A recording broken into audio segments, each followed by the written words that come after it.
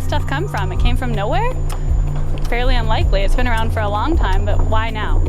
There are now some 100,000 drug reps in the U.S., one for every 6 doctors.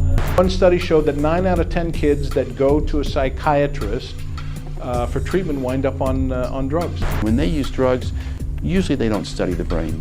Part of the big problem here is that sometimes those horrible, even deadly side effects are not listed on the label. The reason for that, the side effects didn't actually show up until the drugs went on the market. So antidepressants, drugs for ADHD, Vioxx, those are all examples where problems did not show up until after the drugs went on the market.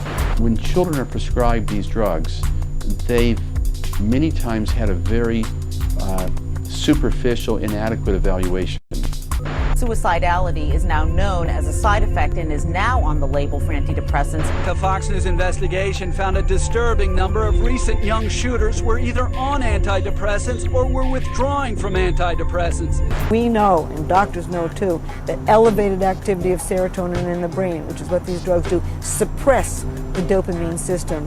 And doesn't even take logic to realize that if you're suppressing this dopamine system, you're jeopardizing your ability to fall in love and to stay in love.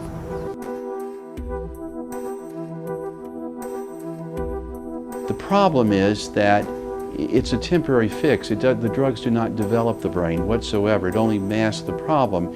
And the drugs that they use are either amphetamines or amphetamine-like drugs.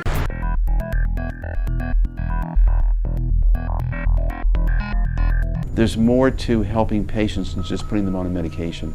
You can learn to get that part of the brain re-regulated normally again through neurofeedback, which is really self-learning with 21st century technology. If you've ever had a psychology course, it's basic operant conditioning with 21st century technology. In medicine, you always want to use the most effective, safest treatment first.